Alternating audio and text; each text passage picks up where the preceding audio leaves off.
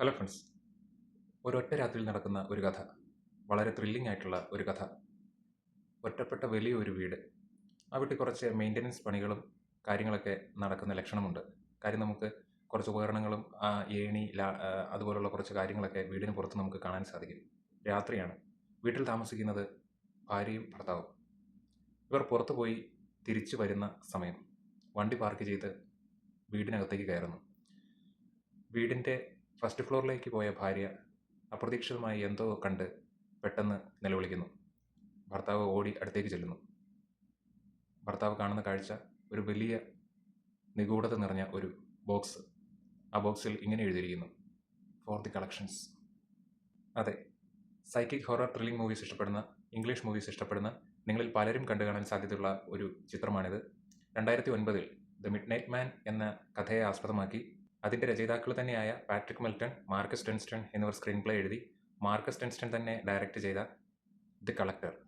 കേവലം 90 മിനിറ്റ് മാത്രം ദൈർഘ്യമുള്ള ഈ സിനിമ നമുക്ക് തരുന്ന ഒരു വല്ലാത്ത അനുഭവമാണ്. അപ്പോൾ സിനിമയിലുടനീളം ഒട്ടനേകം ബ്രൂട്ടൽ സീനുകളും അതുപോലെ തന്നെ ടോർച്ചറിങ് സീൻസ്, ബ്ലഡ് ഒഴുകുന്ന സീൻസ്, കട്ടിങ് സീൻസ്, അങ്ങനെ ഒരുപാട് സീനുകൾ ഉള്ളതുകൊണ്ട് 18+ ഒരു അഡൾട്ട്സ് സർട്ടിഫിക്കറ്റാണ് പടത്തിന് ലഭിച്ചിരിക്കുന്നത്.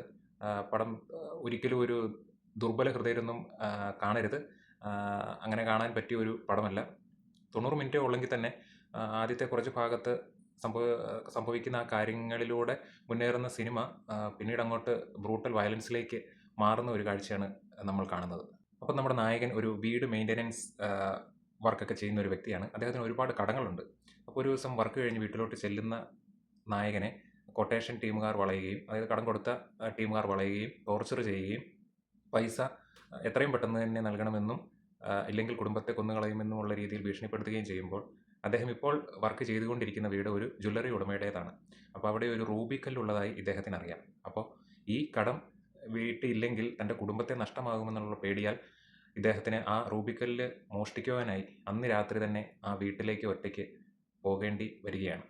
പക്ഷെ നമ്മുടെ നായകനെ അറിയില്ലായിരുന്നു അദ്ദേഹത്തിന് മുൻപേ തന്നെ അവിടെ ഒരു സൈക്കോ കില്ലർ ആ വീട്ടിൽ പലതരത്തിലുള്ള കെണികൾ ഒരുക്കി അദ്ദേഹത്തെ കാത്തിരിക്കുന്നുണ്ടായിരുന്നു എന്നുള്ളത്. ചിത്രത്തിലുടനീളം നമുക്കൊരു ചിലന്തിയുടെ റെഫറൻസ് കാണാനായിട്ട് സാധിക്കും. പല സീനുകളിലും ഒരു എട്ടുകാലിയുടെ സീൻസൊക്കെ നമുക്ക് റെഫറൻസ് ആയിട്ട് കാണാൻ സാധിക്കും. അതായത് എട്ടുകാലി എന്ന് പറയുമ്പോൾ ഒരു കെണി ഒരുക്കുക എന്നുള്ള ഒരു മീനിങ് ആണല്ലോ ഉള്ളത്. അപ്പം ഈ വീട്ടിനകത്ത് ആ എട്ടുകാലിയുടെ തരത്തിലുള്ള പലതരത്തിൽ നൂൽ കണക്ഷൻസിൽ, അതായത് നടന്നു പോകുമ്പോൾ കാൽ തട്ടിയാൽ കത്തി വന്ന് വീഴുന്ന തരത്തിലുള്ള കണക്ഷൻസിൽ കെണികൾ ട്രാപ്പ് ഒരുക്കി വെച്ച് ഒരു സൈക്കോ കില്ലർ അദ്ദേഹത്തെ കാത്തിരിക്കുന്നത് അദ്ദേഹത്തിന് അറിയില്ല. തുടർന്ന് അദ്ദേഹം ഈ കെണികളെക്കുറിച്ച് ഒരു വിവരവുമില്ലാതെ വീട്ടിനകത്തേക്ക് കയറി കഴിഞ്ഞുണ്ടാകുന്ന സംഭവ വികാസങ്ങളുമാണ് ഈ സിനിമയിൽ. ആ വീട്ടിൽ താമസിക്കുന്നത് ഭാര്യ, ഭർത്താവ്, 2 മക്കൾ. അപ്പോൾ ഇവരെയെല്ലാം ആ സൈക്കോ കില്ലർ ടോർച്ചർ ചെയ്തുകൊണ്ടിരിക്കുകയാണ്. ഈ വീടിനൊരു അണ്ടർഗ്രൗണ്ട് ഉണ്ട്. അതിൽ ഇവരെല്ലാം ബന്ധനസ്ഥനാക്കി ടോർച്ചർ ചെയ്തുകൊണ്ടിരിക്കുകയാണ്. ആ ഒരു സന്ദർഭത്തിലേക്കാണ് നമ്മുടെ കള്ളനായ നായകൻ കടന്നു വരുന്നത്. അപ്പോൾ അതിൽ നിന്ന് നായകൻ രക്ഷപ്പെടുമോ അതോ സൈക്കോ കില്ലറാൽ വധിക്കപ്പെടുമോ എങ്ങനെയാണ് എന്ന് ഉള്ളത് വളരെ ത്രില്ലിംഗ് ആയിട്ട് ഈ സിനിമയിൽ കാണിച്ചിരിക്കുന്നു. എടുത്തു പറയേണ്ട ഒന്നാണ് ഈ ചിത്രത്തിൻ്റെ ബാക്ക്ഗ്രൗണ്ട് സ്കോറിങ്. ഒരു പിൻ ഡ്രോപ്പ് സൈലൻസ് എന്നൊക്കെ, ആ ഒരു സൈലൻസിൽ പോലും ഭീതി ഉളവാക്കാൻ ശക്തിയുള്ളതാണ് ബാക്ക്ഗ്രൗണ്ട് സ്കോറിങ്. അതായത് സ്കോറിങ് ഒന്നും ഇല്ലെങ്കിൽ തന്നെ നമുക്ക് പേടി ഉണ്ടാക്കാൻ പറ്റും. ഇംഗ്ലീഷ് സിനിമകളൊക്കെ ശ്രദ്ധിച്ചാൽ തന്നെ നമുക്കറിയാൻ പറ്റും. അതിന് ഹൊറർ മൂവീസിലൊക്കെ പെട്ടെന്ന് അത്രയും നേരം ബഹളവും കാര്യങ്ങളൊക്കെ ആയിരിക്കും, പെട്ടെന്നായിരിക്കും ഒരു സൈലൻസ് വരിക. അപ്പോൾ ആ സൈലൻസിൽ നമുക്കൊരു പേടിയുണ്ടാകും. അതുപോലുള്ള ചില സിറ്റുവേഷൻസിൽ ചില മ്യൂസിക്, ചില കാര്യങ്ങൾ, സൈക്കോ കില്ലർ വരുമ്പോൾ ഉള്ള മ്യൂസിക്സ് കാര്യങ്ങൾ ബാക്ക്ഗ്രൗണ്ട് സ്കോറിങ്ങിന് വലിയ സ്വാധീനം ചെലുത്താൻ കഴിഞ്ഞിട്ടുണ്ട്. അതുപോലെ തന്നെയാണ് സിനിമാറ്റോഗ്രഫി.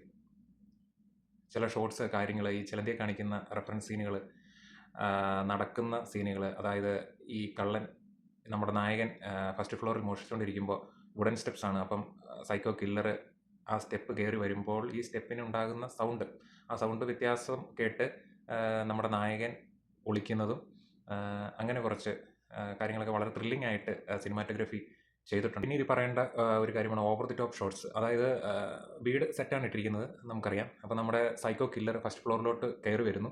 ക്യാമറ ഇങ്ങനെ മേളിലാണ് വെച്ചിരിക്കുന്നത്. അതായത് നമുക്ക് അതായത് 2 റൂം ഉണ്ടെങ്കിൽ 2 റൂം നമുക്ക് സ്ക്രീനിൽ കാണാനായിട്ട് സാധിക്കും. ഒരു റൂമിൽ സൈക്കോ കില്ലർ നിൽക്കുന്നു, അപ്പുറത്തെ റൂമിൽ നമ്മുടെ നായകൻ നിൽക്കുന്നു.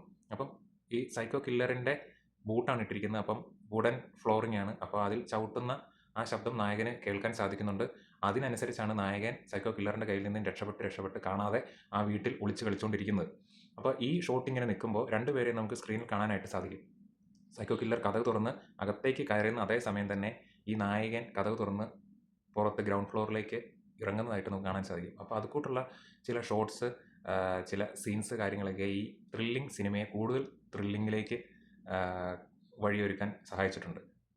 പിന്നീട് ഈ സിനിമയിൽ നടക്കുന്നത് നമ്മുടെ നായകനും സൈക്കോ കില്ലറുമായിട്ടുള്ള ഒരു ഒളിച്ചുകളിയാണ്. കാരണം നായകൻ അറിയുന്നില്ല സൈക്കോ കില്ലർ ഈ വീട്ടിനകത്ത് പല രീതിയിലുള്ള കെണികൾ ഒരുക്കി വെച്ചിട്ടുണ്ടെന്ന്. അപ്പം 1-2 കാര്യങ്ങളിലേക്ക് പുള്ളി എടുത്ത് ചാടുമ്പോഴാണ് ഈ വീട് ഫുൾ ട്രാപ്പാണ് എന്ന് നമ്മുടെ നായകന് മനസ്സിലാകുന്നത്.